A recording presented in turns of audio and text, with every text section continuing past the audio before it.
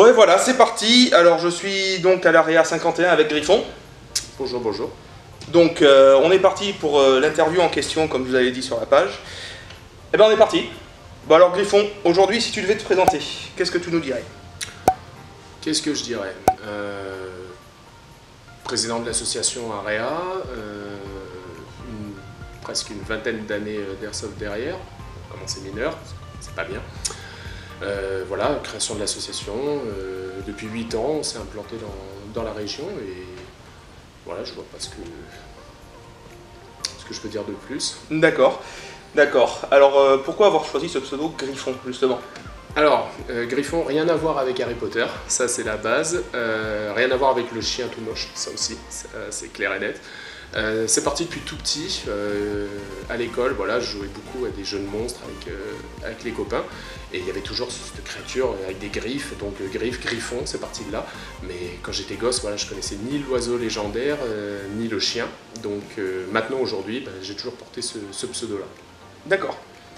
D'accord, alors tu m'as dit que tu étais implanté dans la région depuis 8 années, à peu près, et tu es président de l'association donc l'AREA depuis combien de temps?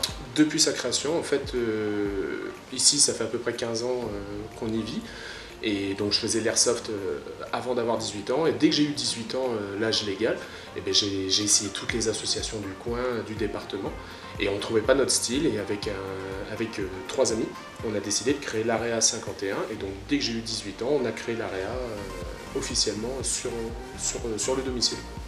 Ok, d'accord, d'accord. Et du coup, pourquoi avoir créé ta propre asso? Pourquoi? Alors en fait, comme je disais, on a essayé un peu partout. J'ai participé à l'association HAC qui depuis n'existe plus. On a essayé d'autres assos, les BRT et autres, et on ne trouvait pas en fait notre style un peu fiction, un peu créature, et on était très dynamique, on voulait jouer tous les week-ends et autres.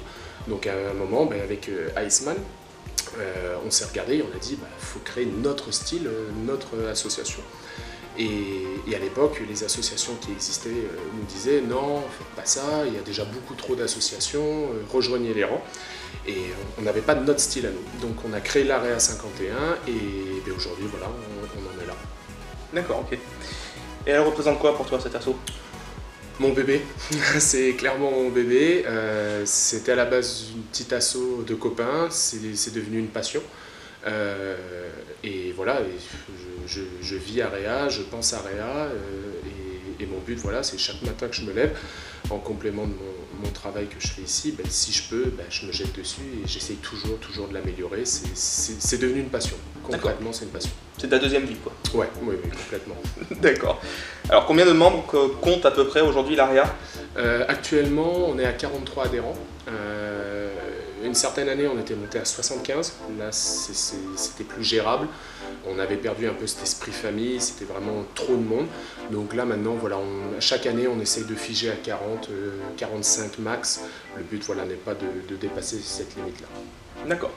D'accord. Et j'ai vu également sur Facebook que tu avais créé une zone spécialement pour tes membres. Oui, tout à fait. Pourquoi? En fait, voilà, nos multi-assos, où on reçoit à peu près 80-90 joueurs, ce qui se passait, c'est qu'on a un local qui permet de recevoir tout le monde, mais le problème, c'est que lorsque j'avais des membres à moi qui ont loupé le réveil, le truc bête, ils se pointaient ici à 10h30 avec leur sac et tout était pris.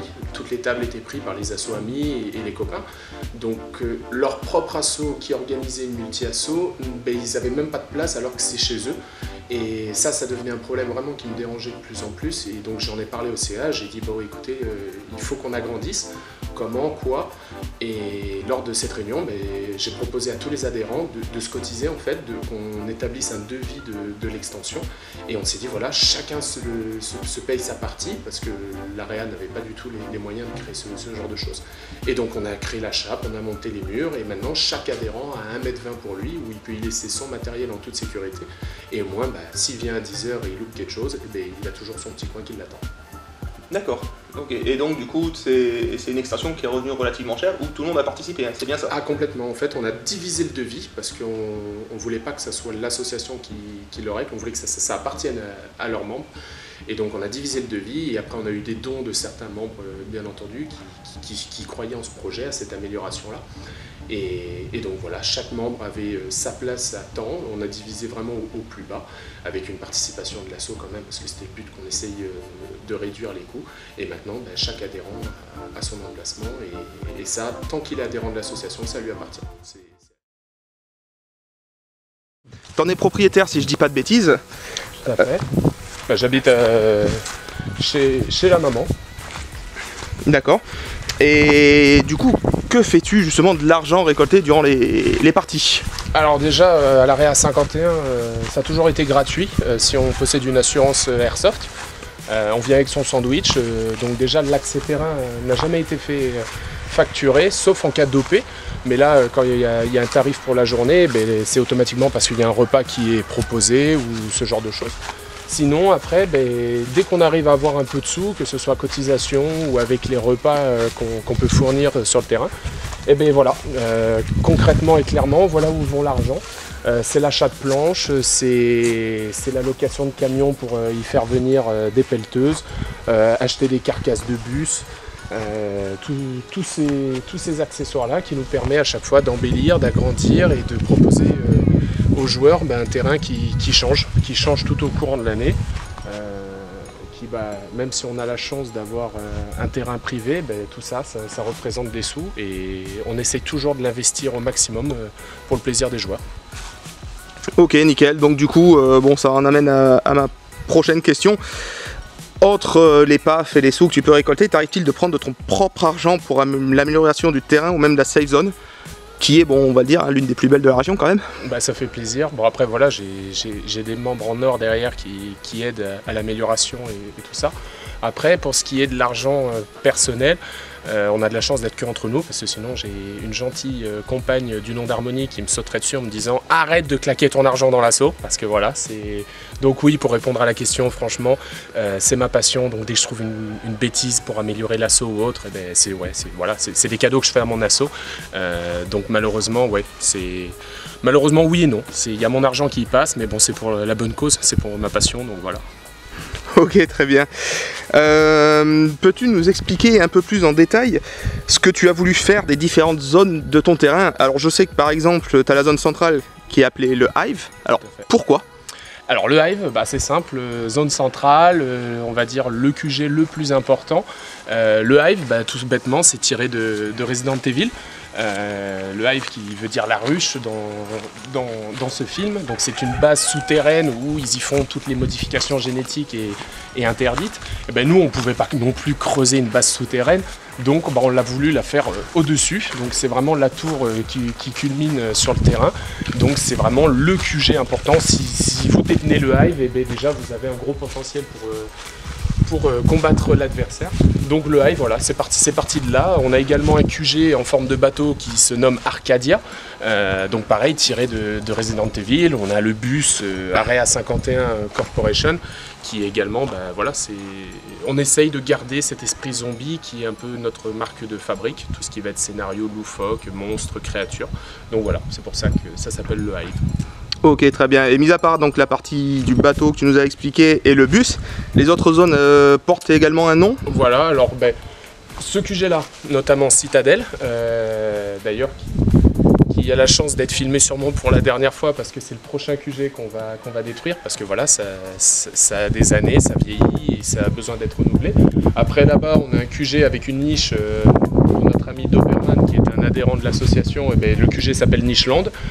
Tout au fond, on a le QG raffinerie, on a le QG chapelle, QG bus, le frigo qui porte un nom que je tairai parce qu'il est un peu trop vulgaire, mais entre Area, il a un nom un peu à nous. Mais voilà, on essaye de donner des noms pour se retrouver, et même quand nous on joue entre nous, attention, ils partent à raffinerie, ils sont à bambou, donc voilà, on essaye au maximum. D'accord, ok. Alors, tes parties sont, pour moi, je pense, les plus prisées de la région, avoir la rapidité à laquelle elles se remplissent. Est-ce que tu penses avoir une petite idée de pourquoi? Alors, il y aura beaucoup qui disent l'AREA, c'est l'association où on fait complet le plus vite ou autre machin. Je dirais surtout c'est l'association où on peut accepter pas beaucoup de joueurs. Déjà, voilà, on peut accepter à peu près 80-90 joueurs pour des multi-assos dominicales. Donc déjà, le fait qu'il n'y a pas beaucoup de place fait qu'on fait complet instantanément. Après, bon, bien sûr, voilà, si on fait complet instantanément, c'est qu'il y a beaucoup d'assos qui aiment venir jouer ici. Pourquoi ils aiment venir jouer ici? Je dirais le terrain, qui est atypique. C'est un village de combat, donc il n'y a pas ça partout. L'accueil, peut-être, parce que voilà, il y a des tables, il y a les toilettes, il y a les douches, il y a tout ça. Et après, bah, j'espère l'ambiance, les types de parties, l'organisation, et tant mieux. Et franchement, bah, si on continue à faire complet chaque fois, bah, ça nous pousse à vouloir continuer à faire toujours mieux pour eux et leur satisfaction étant notre priorité, du moins pour moi. Alors c'est vrai que tu proposes un choix d'aliments relativement frais et une carte assez variée. Comment tu arrives à gérer tout ça, connaissant le temps de préparation, la cuisson, le nombre de commandes que tu peux avoir au niveau d'une partie? Comment tu fais? Je vais résumer très simple, j'ai une équipe en or là-dessus aussi. J'ai une équipe snack qui est toujours là à mes côtés pour les cuissons. Tout ce qui va être course, ça c'est moi qui le gère la semaine. En fait, on met un post sur internet avec les menus divers et variés. Les gens réservent. Et dès qu'ils ont réservé, moi je fais les courses un peu la veille et le jour J, ils récupèrent leur ticket repas. Et à partir de là, vers midi, on lance le snack et c'est parti. Ok, très bien. Ouais. Donc c'est une organisation qui est quand même pré-réglée à la base et tout le monde connaît son rôle. Quoi. Oui. Après, voilà, quand on fait par exemple une broche, kebab, là par contre, ouais, c'est une semaine de travail, c'est les aliments qu'on fait mariner. Pareil, en termes d'aliments, on privilégie la qualité, donc un steak haché, on ne va pas le chercher en grande surface, ça va être une boucherie qui nous les fait, voilà, les saucisses pareil, donc toujours le mieux en qualité, ça c'est notre règle d'or. Et voilà, après je me répète, derrière j'ai des super gars qui gèrent tout et c'est top. Ok, et si je te dis salade tomate oignon, kebab, sauce blanche, tu sais gérer? On sort, sans problème. Nickel. Alors on va en revenir un petit peu à toi. Je sais, et je pense que tout le monde le sait, tu joues Mastodon en priorité, autre que joueur et orga. Qu'est-ce qui t'a poussé à aller vers ce côté Mastodon? Alors je reviendrai à mon enfance, parce que déjà étant petit j'adorais jouer des créatures qu'on devait affronter et autres. Et en fait quand j'ai commencé à faire Mastodonte à 18 ans, je vais dire que les mastodontes n'étaient pas connus à l'époque. Il n'y avait pas les mastodontes de France, ni la WAJ. Et je jouais déjà ce rôle de grosse créature qu'il faut combattre, qui est surblindée. Mais j'avais pas de terme mastodonte, c'était toujours le robot area, la créature griffon à abattre. Et en fait, ça s'est démocratisé avec l'arrivée de Sephiroth sur les pages, qui a créé le premier mastodonte qui est tiré du jeu Modern Warfare, de mémoire. Et à partir de là, les mastodontes se sont mis en place. Et donc là, j'ai pu mettre un nom sur ce style de jeu que je faisais, qui est Mastodonte. Et après, oui, c'est un type de jeu que j'aime beaucoup, parce que, en fait, grossièrement, on se sacrifie pour créer de l'ambiance et du jeu pour les gars en face. Donc c'est un peu une aventure pour eux, et c'est quelque chose que j'aime beaucoup. D'accord. Donc du coup, ça en amène à mon autre question, qui est quelle est ta vision du mastodonte? Alors la vision du mastodonte, c'est une vision très area, on va dire. C'est créer un scénario, vendre du rêve, faire courir les joueurs, pas forcément les faire sortir. Ça n'a jamais été un objectif pour moi. Je préfère largement voir un joueur courir sur 10 mètres et ralentir mes tirs de billes pour ne pas le toucher, mais lui créer ce moment de survie, qu'à la fin de la partie, il vienne te voir en disant « Waouh, je suis passé à 2 mètres de toi, tu m'as même pas vu, j'ai cru que tu allais me découper. » Et voilà, c'est créer ces petits moments-là où après la partie, les joueurs vont venir en disant « J'ai vécu ça, j'ai eu peur à ce moment-là, j'ai adoré ce moment-là. » Donc pour moi, voilà, Mastodonte déjà fait partie du scénario. Ce n'est pas une entité qui doit gagner, c'est plus une entité qui doit créer voilà, le scénario, le plaisir. D'accord, donc tu es je dirais pas contre, mais ton objectif, ouais, si j'ai bien compris, c'est pas du tout d'aller shooter dans tous les sens les mecs, c'est les faire réagir, les faire bouger, faire avancer un petit peu le jeu. Voilà, oui, parce qu'on a des mastodontes par exemple où des joueurs vont avoir en fait un joueur surblindé en face d'eux, qui se déplace aussi vite qu'eux, qui tire aussi vite qu'eux, qui a une rapidité d'exécution trop rapide. Non, pour moi un mastodonte c'est plus quelque chose de très lourd, robotisé, qui a du mal à voir, des fois qui peut être complètement débile, avec des bruits loufoques. Mais voilà, ouais, pour moi c'est plus un objet de scénario qui ne doit pas forcément gagner, mais surtout voilà, faire plaisir aux joueurs et non les contraindre. Ça, c'est pour moi, c'est la base d'un mastodonte. Tu en es déjà à ta deuxième mastodontoire, qui a plus que bien marché quand même cette année. Alors comment t'es venue cette idée? Alors tout bête, l'année dernière, c'était la première fois qu'un dimanche de multi-asso, parce qu'on fait toujours le multi-asso au début de mois, tombait le jour de mon anniversaire. Et en fait, j'ai voulu avoir l'idée de faire venir 3, 4, 5 mastodontes pour faire une multi-asso avec 5 mastodontes. J'ai publié ça sur le groupe des mastodontes de France et de la WAJ, et en fait, on s'est retrouvé à 16. 16 mastodontes qui ont voulu se réunir, donc là la multi-asso on l'a transformée en Mastodonte Wars, parce que avec 16 mastodontes c'était déjà une première en France. Donc on s'est dit bon c'est parti, une grosse multi-asso Mastodonte Wars. Et ça a tellement plu que tout le monde a dit à quand la 2, et même les mastodontes, certains n'ont pas pu participer, ouais, il faut faire la 2, moi j'y viendrai, machin, parce que certains mastodontes avaient 10-11 heures de route pour certains. Certains du 1 qui ont participé au 2, donc là on a créé le 2 avec cette fois 30 mastodontes, donc là un record mondial, même s'il n'a pas été reconnu par le Guinness Book. Donc 30 mastodontes rassemblés sur le même terrain dans le monde, ça s'est jamais vu. Et là ça a été une très très grosse réussite, tout le monde a adoré. Pas assez de jeux, ça c'est, on a été vraiment pris de court, donc c'est pour ça que Mastodonte Wars 3 est prévu sur 2 jours. Donc voilà, Mastodonte Wars c'est parti d'un simple anniversaire, et maintenant l'Area 51 a créé le plus gros rassemblement de mastodontes de France. Donc on en est content. Ok, ça m'en amène à ma question suivante, mais en fait tu y as déjà répondu. Quand tu continuais, oui. Voilà, bêtement et clairement oui. Mastodonte Wars 3 avait été annoncé à la fin de Mastodonte Wars 2. Comme j'ai dit, la plus grande particularité c'est que ça va être sur 2 jours, donc là ça va vraiment proposer aux joueurs beaucoup plus de phases de jeu, une version nocturne avec des mastodontes dans le noir pour histoire de terrifier cette assemblée, plus de participants aussi, même si on ne pourra pas non plus faire venir 400 joueurs, notre terrain est beaucoup trop petit pour ça. Les sponsors, ce village de sponsors et de professionnels qui ont adoré le premier opus et qui veulent répondre présent au troisième. Donc non, ça va être chouette, et c'est prévu pour courant mai, la date prochainement sur les réseaux.